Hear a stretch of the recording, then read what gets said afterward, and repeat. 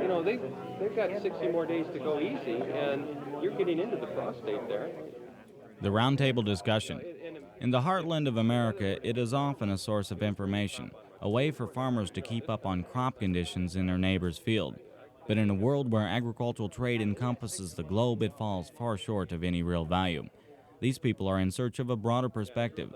They are floor traders from the Futures Exchange in Chicago, grain merchandisers from the United States, Japan, and Germany, U.S. Department of Ag officials, agricultural meteorologists, and journalists.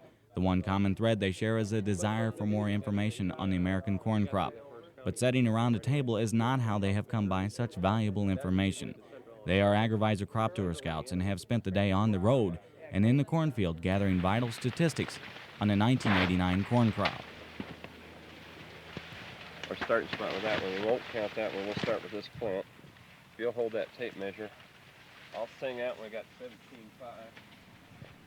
Tour host and AgriVisor market analyst Jim Quinton is making corn yield calculations.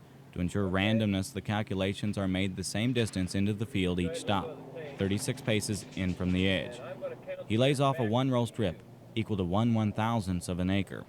In this particular case, the test strip is 17.5 feet long. The number of plants in the strip are counted and multiplied by 1,000 to obtain a total plant count for the entire acre. 18, 19 ears and 1/1000th of an acre, so that's like a 19,000 plant population. For a random selection, we'll take the 7th, the 11th, and the 13th ear. 1, 2, 3, 4, 5, 6, 7. Peel that down, look at the grain in that cob.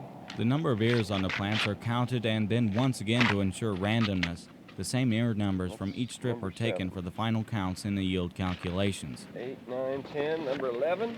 In this case, the ear numbers are the 7th, 11th, and 13th ears in the test strip.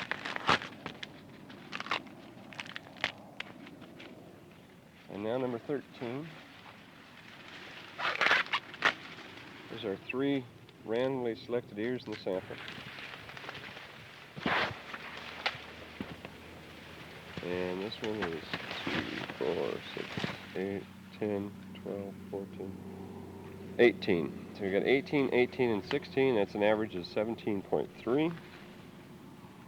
And the length of kernels on the cob here, 1, 2, 3, 4, 5, 6, For the final 7, calculation, the number of 10, kernels 11, around each 12, and the length of each of the 3 ears are counted and averaged. 19, 20, Then all of the 21, calculations 2, are translated 3, onto the 4, corn 5, yield 6, calculator. 7, It is 8, actually a slide rule. 30, 31, 32, 33, 34, 35, 36, 37, 38. Call it 38. And on the calculator then, if we use number of rows of kernels around the cob, it averaged 17.3. And the length of kernels we'll call 38. So we'll set 38 on about 17.3. Oops, that's down there. There we go. And we had 19,000 plants. That's 139 bushels to the acre, assuming that the kernel weight will be normal weight. That's what this corn yield calculator cannot do, is tell you whether the kernel size itself is going to be bigger than, smaller than, or about normal. From here, it's another 20 miles on the road to the next stop. The car talk centers on one thing: crop conditions. Jim Quinton.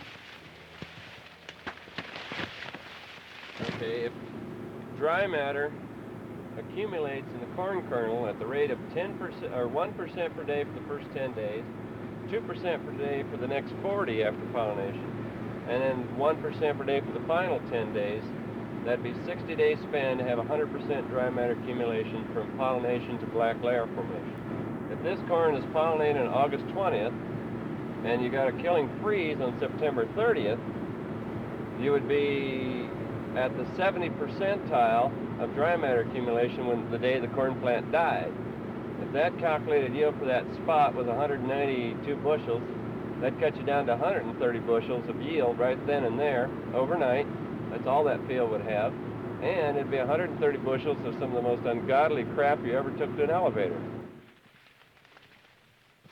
20 miles later, it's out of the car and into the field again, where we find just such a situation. Depending on how these latest stalks pollinate, it could make almost 30 bushels difference in the yield of this particular field, and it's very, very late, and I think we have to question whether even the late stalks will make it before frost.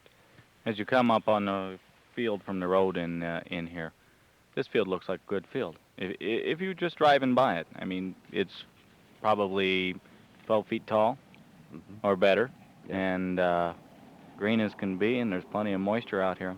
Throw you?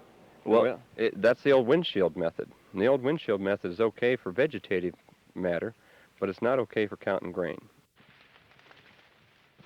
Just over 40 participants rode in 8 cars on this 6-day, 3-day crop tour. What they found was a crop better than suspected, holding its own on the drought-stricken western corn belt and coming out in the rain-soaked east. One other note from the tour. We were reminded of a childhood rule. Look both ways before you cross the road. Just a quick... Woo, baby! Look at a quick gander over here. I'm Todd Gleason.